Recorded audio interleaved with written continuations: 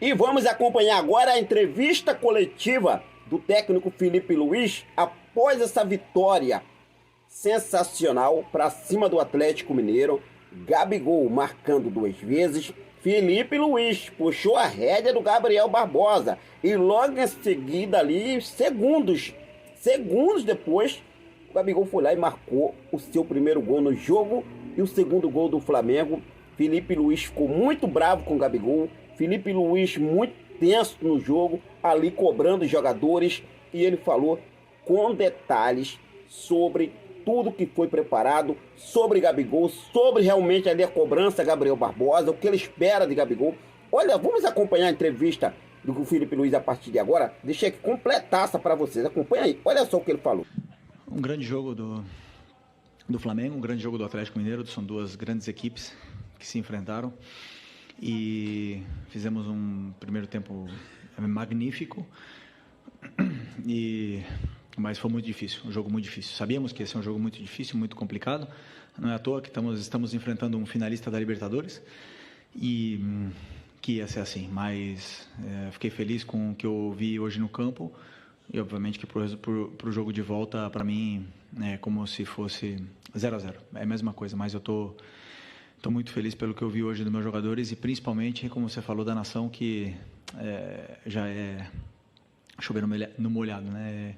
Sempre eles são um a mais quando eles empurram o time e os jogadores sentem isso e notam isso. Felipe, boa noite. Boa noite. Rodrigo Cerqueira, TV Globo. Logo que você assumiu o cargo, você foi muito perguntado sobre o Gabriel, o retorno, o aproveitamento dele. Em diversos momentos você passou confiança, disse acreditar no retorno dele e, inclusive, que quando a bola começasse a entrar, as coisas iam mudar.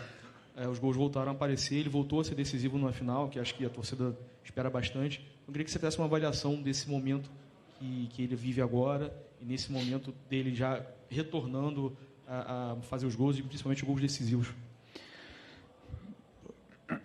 Um jogador do nível do Gabriel, um jogador decisivo, isso não consegue ensinar para alguém. Você não consegue ensinar um jogador a ser decisivo. Ou você tem ou você não tem. Existe um ditado, né, que o gol se compra.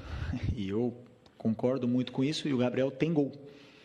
Não é à toa que é um dos maiores artilheiros desse clube, um dos maiores artilheiros em finais. E hoje nós vimos uma das melhores versões do Gabriel no campo. Mérito dele. Trabalhou, acreditou, obedeceu e escutou em todos os treinamentos, se dedicou o que mais, tratou o que mais, fez academia quando tinha que fazer, viu o vídeo quando tinha que ver e não existe sucesso sem trabalho. Trabalhou e hoje ele colheu os frutos, mas eu acredito que ele tem muito ainda pela frente para oferecer e ele não pode parar por aí. Felipe, aqui, Thiago Lima do GE, parabéns pela vitória, pela grande atuação. Só para puxar um pouquinho do Gabriel, que vocês estão falando, queria que você explicasse um momento que teve pouco antes do gol ali, uma discussão que vocês teve que foi visível ali do campo. O que você estava passando para ele naquele momento? E queria te pedir para você comentar um pouco sobre o Léo Ortiz, porque a gente viu pós-jogo, ele estava um pouco abatido ali no meio de campo, quando acabou, sentou no campo, a gente viu os jogadores indo dar força para ele. Como é que ele estava no vestiário, como é que ele estava nesse momento dele, desse pós-jogo dele? Sobre o Léo, é normal que um jogador fique abatido com o que aconteceu, mas ele tem que ficar tranquilo porque ele fez um grande jogo e tem que ficar com o que ele fez de bem, né? Isso eu aprendi do tênis. Você tem que se perdoar. Esquecer o que aconteceu, foi uma fatalidade. Ele tentou tirar a bola e acabou prendendo a bola no pé e acabou que isso acontecesse um gol do Atlético. Mas eu repito a mesma coisa que eu falei do Everton lá em Porto Alegre. Os erros acontecem, às vezes eles são punidos, mas existem outros erros que acabam que não saíram em gol, como, sei lá, a jogada do Plata no primeiro tempo, né? E aí a gente estaria crucificando agora o Plata. Então eu não me guio muito por isso. Eu me guio pelo que o jogador fez durante os 90 minutos e não simplesmente por uma ação. E ele tem que ter a mesma tranquilidade que eu passei para o Everton, vou passar para ele, já passei, aliás, para ele, de que ele tem que ficar tranquilo, que ele fez um grande jogo. E foi um erro e acontece. Não queremos que se repita, não queremos que os erros aconteçam e é bom que ele fique assim, que ele se cobre, mas que ele se perdoe. E sobre o Gabriel, na minha primeira coletiva que eu já falei que eu estou num cargo agora onde eu ia tomar decisões que iam deixar alguns jogadores incomodados, né? No caso, brabos comigo, alguma coisa, e foi isso com o Gabi agora. Uma correção tática no campo, os nervos à flor da pele, eu e ele querendo ganhar, querendo o máximo, e aí não tem conversinha, aí é grito. Então, essa conversa que eu tive com o Gabi, essa discussão que eu tive com o Gabi no campo, era o que acontecia toda semana enquanto a gente era jogador. Quando eu era jogador, desculpa, e ele era meu companheiro, e agora não vai ser diferente, né? Não porque ele foi meu companheiro, eu vou tratar ele diferente. E já está resolvido, já conversamos no intervalo e fico feliz pela grande partida que ele fez. Felipe, boa noite. Parabéns pela vitória, João Pedro Fragoso, Jornal o Globo. O primeiro gol do Flamengo nasceu numa jogada que me deu a impressão de que aconteceu várias vezes durante o jogo. O time esperou que o Atlético Mineiro fosse pressionar para depois sair com toques rápidos e apostar na verticalidade, como você já falou muito. E o segundo também é a mesma coisa. E tanto que você falou com o Gabigol até. O Léo Ortiz deu o lançamento, o Plata raspou e o Gabigol saiu, como aconteceu várias vezes essa jogada da raspada da segunda bola. Eu queria te perguntar até onde essas jogadas conseguem ser treinadas e são treinadas e até onde isso parte da individualidade dos jogadores, como aconteceu com o Gerson, que deu um ótimo passe para o Wesley. Obrigado. Nós temos um plano de jogo sobre o que a gente imagina que vai acontecer durante o jogo. O Atlético tem uma defesa muito complicada de entrar. Tanto é que eles jogaram contra o River, os 2 jogos e não tomaram gol.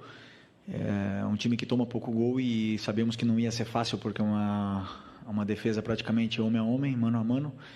E é muito complicado entrar nesse tipo de defesa, né? E a gente passou algumas soluções para os jogadores, mas algumas funções e soluções para eles, mas quem executa e quem faz tudo são eles que são os verdadeiros protagonistas do jogo e acabaram aproveitando as chances que tiveram, né? A gente foi hoje mais decisivo, mais determinante nas áreas do que o Atlético, mas com certeza é um dos times mais incômodos de jogar no Brasil pela forma que tem de defender homem a homem. Oi, Felipe, aqui à sua direita, boa noite, é Guilherme Xavier da Trivela. Queria falar um pouco sobre o Everton Araújo, né? 3 jogos consecutivos como titular, um moleque que você deu muita confiança aí desde do problema do Pulgar, que foi suspenso contra o Corinthians. Queria perguntar se você teve alguma conversa prévia já nessa preparação, desde que vocês voltaram para Porto Alegre com ele. Falar um pouco mais sobre a questão da utilização da base, né, que você tem sido importante isso para você também. Obrigado. Primeiro, eu conheço a base, como você falou, como ninguém, né, porque passei no 17, no 20, já joguei com o Everton Araújo ano passado. E para mim, o jogador, quando ele treina, ele não tem passado, ele não tem idade. Para mim, são todos iguais. Eles estão me demonstrando alguma coisa no treinamento, independente se ele tem 16, 17 anos ou se ele tem 38. Se eu estou vendo ele no treinamento, ele está fazendo o que eu quero e eu vejo a disciplina tática, eu não me importa se ele veio da base, se ele ganha menos, se ele ganha mais, se ele tem história, se ele não tem história. Eu coloco quem eu acho que é melhor para a equipe. E o Everton é um jogador, já falei, extremamente disciplinado. E para essa posição, eu acho que é o número 1, né, que a gente precisa, é a disciplina tática dos volantes. E ele tem isso, ele está onde tem que estar em todo momento, ele cobre bem o campo, ele dá opção de passe quando tem que dar e vem evoluindo muito no que eu peço para que a função dele, né, ele vem evoluindo muito na função dele e fazendo o que eu peço para a equipe. Felipe, aqui Raíza Simplício da Gol Brasil. Boa noite. Na beira do campo, na saída, né, o Arrascaeta falou que ele está jogando com uma proteção no joelho e que possivelmente ele vai precisar passar por um procedimento cirúrgico depois. Enfim, eu queria que você falasse um pouco desse esforço dele de estar jogando, dessa dificuldade e dessa questão física, né? Você chegou num momento, numa reta final de temporada, tendo que administrar a questão física dos atletas. A gente vê que, às vezes, no segundo tempo, o time fica muito cansado. O Arrasca, desde que eu cheguei aqui, ele está assim, ele está jogando em pleno sacrifício, né? Suor e sangue pelo Flamengo. E eu admiro muito esse tipo de jogador que tolera a dor e vai para o sacrifício, coloca o Flamengo acima de tudo. Um jogador que precisa passar por uma cirurgia e está aí deixando o joelho dele no campo pelo Flamengo, provavelmente pague o preço daqui a uns anos, mas coloca o Flamengo acima de tudo. Isso para mim é muito louvável, né? E sobre a questão física, eu acredito que esse elenco é extremamente qualificado. Quanto mais o jogador joga, melhor ele fica. Quanto mais, porque eu acredito muito em que nós, seres humanos, somos uma máquina de se adaptar. E se você se adapta a jogar sempre, você joga sempre, né? Então, eu acredito que esse grupo vem evoluindo, vem aguentando bem o esforço. Acabar o jogo exausto, isso é normal. Os dois lados, os dois times com certeza estão fazendo recuperação, estão se preparando, estão fazendo banheira de gelo, estão fazendo tudo que está no alcance para poder recuperar, para jogar 90. Em 90, em 90, em 90. E se tiver 70 jogos, desculpa, vão jogar. E não me importa, e vai jogar quem está melhor. E eu penso, como eu te falei no momento, em tirar o melhor dos jogadores. Felipe, boa noite. Bruno Vilafranca, da Rede Multiflá. Você foi um lateral que sempre dispensou comentários. O Wesley, queria falar um pouquinho sobre ele, tem crescido cada vez mais de produção. Não sei se você concorda que ainda com o antigo treinador ele já era um dos jogadores que conseguia se perceber que ele já vinha num crescimento. Ele que sempre foi conhecido por ser um lateral muito agudo, né, que trabalhava muito bem no campo ofensivo, e agora a gente percebe que ele tem trabalhado muito bem na recomposição e também ajudando a saída de bola, participando cada vez mais. Como você foi um lateral e conhece muito bem aquela parte do campo, eu queria saber como é que tem sido esse seu trabalho para que esse crescimento continue acontecendo com ele. Obrigado e parabéns. Obrigado. Eu vejo o que o jogador tem de característica, né? Então, o Wesley tem umas características que oferecem muito para a equipe. Tanto ofensiva como defensivamente, e ele tem características diferentes do que o Ayrton, do que o Alex, do que o Varela, e são características que a gente tem que potencializar elas dependendo do jogo e dando funções para ele que ele possa explorar cada vez mais. Agora, o Wesley é um descobrimento e uma aposta total do Sampaoli, tem todo o mérito, e ele fez o Wesley evoluir muito, muito, muito, muito, pegou ele da base, deu toda a confiança, e o Wesley hoje é o jogador que é pelo Sampaoli, na qual eu dou todo o mérito porque eu vi o Sampaoli ensinar e ter muito carinho com ele, e ele não tem, eu não vejo, por exemplo, limite no crescimento dele. Ele tem todo o nível para um dia chegar jogar num time grande da Europa, tem um nível para um dia poder estar na seleção brasileira. O que vai depender dele é a cabeça, se ele vai querer continuar aprendendo e evoluindo, ou se ele vai se acomodar. E eu acredito que ele não vai se acomodar, que ele vai querer continuar evoluindo. Ô Felipe, boa noite. Bruno Castanha. Hoje você fez uma mudança, você teve o Plata jogando pelo lado direito, trouxe o Gerson, né, para jogar por dentro. Foi uma parte tática do Atlético Mineiro. Queria que você explicasse um pouquinho para a gente. E sobre a questão também, você gosta muito dos atacantes atacando o espaço. Você falou da defesa do Atlético, marca, né, individual. Hoje o Flamengo atacou, fez 3 gols e poderia ter feito outros até nessa questão de ataque ao espaço. Queria que você comentasse um pouquinho sobre o jogo. Obrigado. Primeiro sobre o Plata, né, que você perguntou. Foi uma estratégia, um plano de jogo. Como eu falei, eu não olho nomes, idade. No passado eu olho características e funções para poder potencializar a equipe e dar o que eu acredito que a equipe precisa. Vou acertar sempre? Com certeza não vou acertar sempre, né? E vocês estarão aí para, entre aspas, julgar depois do que o jogo acontece. Mas eu vou com as minhas convicções no que eu acredito, e o Plata, para mim, fez um bom jogo e se doou muito, entendeu perfeitamente o que eu queria dele, e ele conseguiu se entender bem com o Wesley também, e o Gerson ajudou muito nesse lado. Então, fiquei feliz pela atuação dele, e acredito também que é um jogador que tem um futuro muito grande aqui no Flamengo, porque ele tem 1 contra 1 realmente determinante, e conforme vão passando, ele vai jogando, cada vez ele vai se soltando mais, vai pegando confiança, e o jogador com ritmo de jogo, a gente consegue ver a melhor versão. E a outra pergunta? Eu esqueci. Do ataque ao espaço. Eu não vejo outro tipo de futebol que não seja com ataque ao espaço. Eu acredito que é o diferencial, né? Se você tiver jogadores que atacam o espaço, você incomoda muito a defesa do adversário, você gera perigo de gol, e realmente para fazer gol você tem que atacar o espaço, você tem que criar esses movimentos de ruptura para poder estar mais perto do gol adversário. Não sempre o jogo é curto, o próprio Milito fala isso.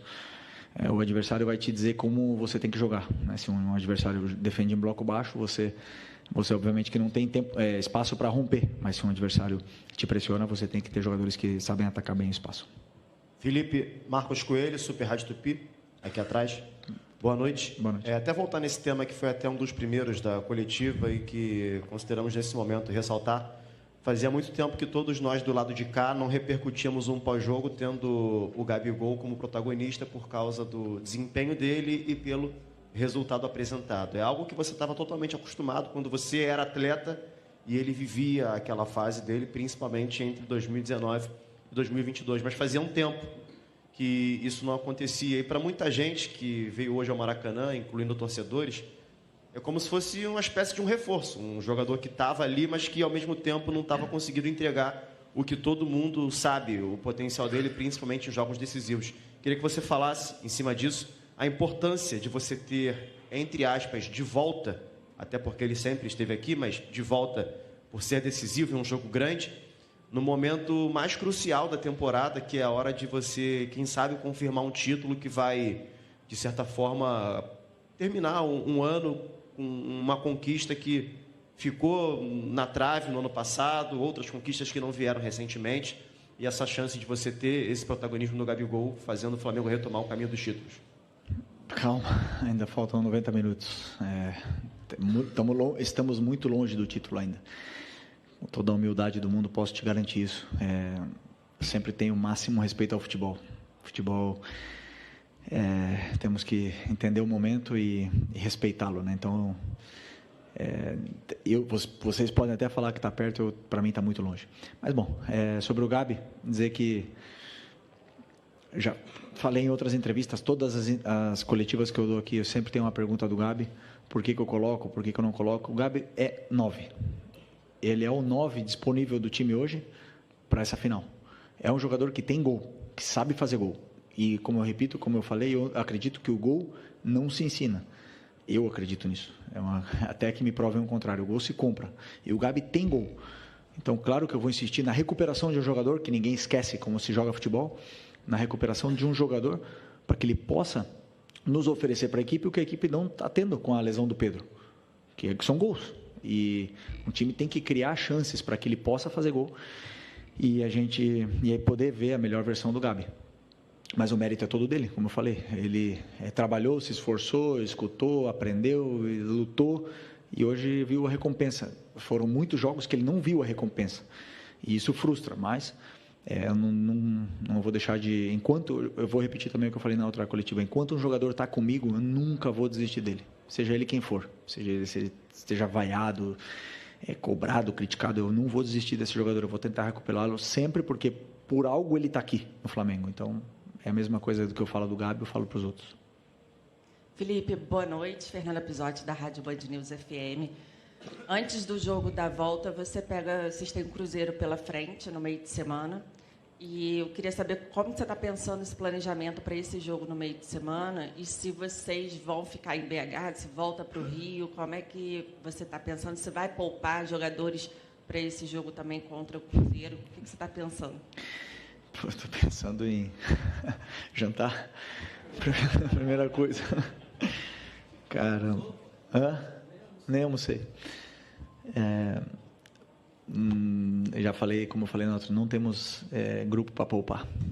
Temos um brasileiro pela frente, temos que ir em busca da vitória contra o Cruzeiro. A partir de amanhã vamos começar a estudar. Os jogadores vão começar a se recuperar. Existem jogadores que vão precisar de mais tempo para recuperar desse jogo, outros que vão poder jogar, repetir. E vamos tentar fazer um grande jogo contra o Cruzeiro, porque é o que temos pela frente. Aqui no Flamengo tem que, como se estivesse com um boné aí tapando a visão, não dá para olhar muito longe, tem que olhar sempre perto.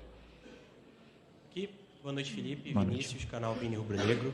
Sem dúvidas, o principal jogador do Atlético Mineiro é o Hulk. Ele fez um gol muito decisivo contra o Vasco na volta, aqui em São Januário, no Rio de Janeiro.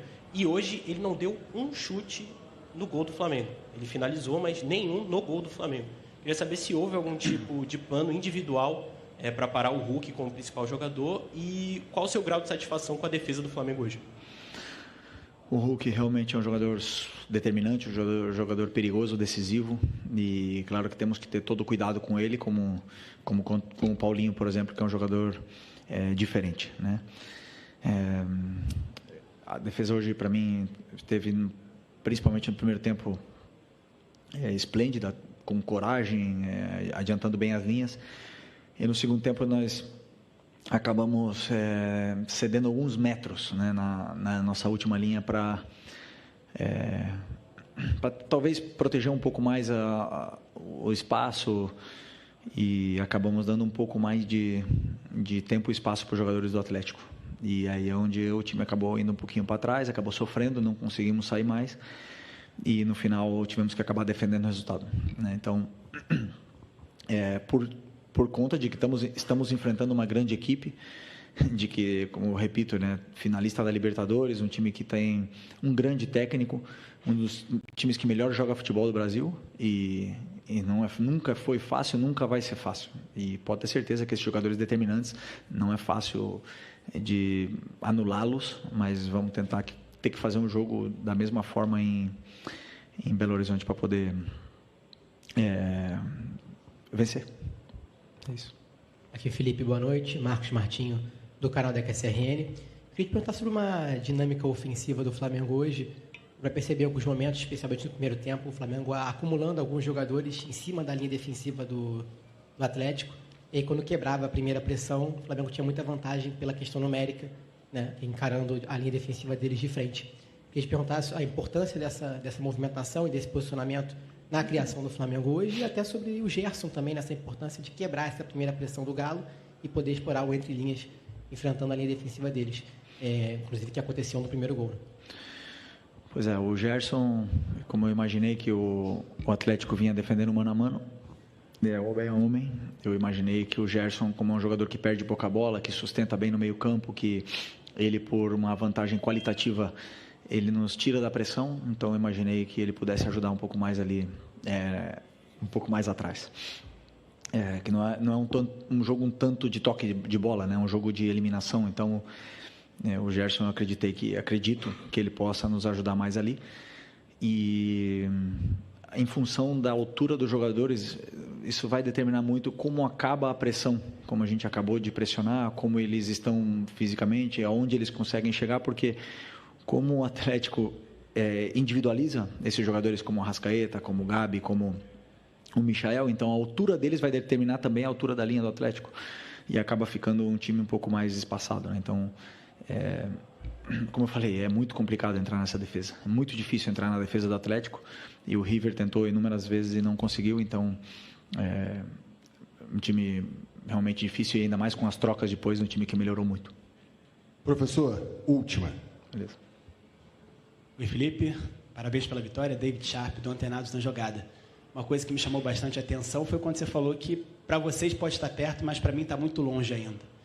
E não sei se você teve a mesma percepção, mas para mim foram 2 jogos. Até o 3-0, até o Atlético fazer o gol, e depois que o Atlético fez o gol, para mim foi outro jogo. O Flamengo correu riscos até de tomar um segundo gol. Então, por que você acha que aconteceu isso? Você acha que poderia ter feito outra coisa, alguma outra estratégia nas substituições? E se puder falar sobre o Gerson também, que, como o Marquinhos perguntou, em relação à resistência dele, porque são 3 jogos seguidos jogando os 90 minutos, é impressionante. Eu repito o que eu falei na outra pergunta. Na minha opinião, um jogador, quanto mais joga, melhor ele fica. Quanto mais ele se adapta a jogar 90 minutos, melhor.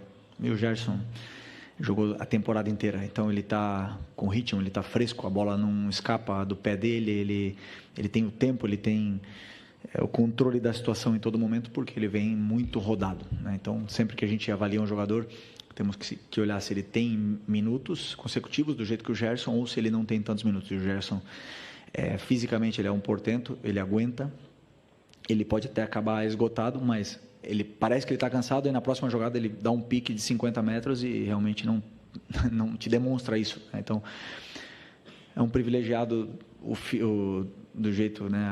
Como é que fala? O DNA do Gerson é privilegiado. E... Oi? E a outra pergunta foi... Esqueci. Sobre os 2 jogos do mesmo jogo. Sim. Pois como eu falei, na minha opinião, o sistema que o Atlético joga, que é o 3-4-3, ele já tem uma vantagem posicional sobre o 4-4-2 que a gente joga. E é muito complicado defender o 3-4-3 ou pressionar o 3-4-3, muito mesmo com o 4-4-2. E no segundo tempo, ao baixar um pouco as linhas, acabou que demos essa vantagem posicional e esse tempo e espaço para os jogadores poder criar e causar problemas tanto no entrelinhas como nas laterais do campo. E eles geraram muita vantagem, como é que eu falo? Superioridade numérica, né, em cima dos nossos jogadores de meio. E isso é muito difícil você corrigir em cima da hora ou no meio do jogo, né? O que você pode fazer é colocar peças com mais força física ou igualar. Colocar o 3-4-3, igualar a marcação. Só que é difícil você igualar a marcação no meio de uma final, num sistema que a gente nunca utilizou e nunca treinou, né? Então, o meu pensamento foi que a gente poderia ter feito, mas que na minha visão, no meu entendimento, teríamos ido mais para trás ainda se a gente tivesse, como foi depois que a parte que o Fabrício entrou, a gente acaba cedendo os metros que o Atlético precisa e acaba defendendo mais, com melhores jogadores defensivamente, porém é difícil de sair dessa pressão, porque o Atlético varia muito, ele varia de um 3-4-3, aí se você também iguala, eles colocam linha de 4, eles sabem sair dessa pressão, então natural que depois do 3-0 o time tentasse se defender mais recuado um pouco para se proteger e defender o resultado, até mesmo porque todos nós teríamos assinado um resultado desse, né, antes de começar o jogo, mas, repito, da mesma forma, para o jogo de volta 0-0 não tem nada definido, se temos que ir para ganhar. Se formos com o pensamento de tentar defender o resultado, com certeza vamos sofrer e nós não vamos ir para defender o resultado, vamos ir como se tivesse que ganhar o jogo. Obrigado.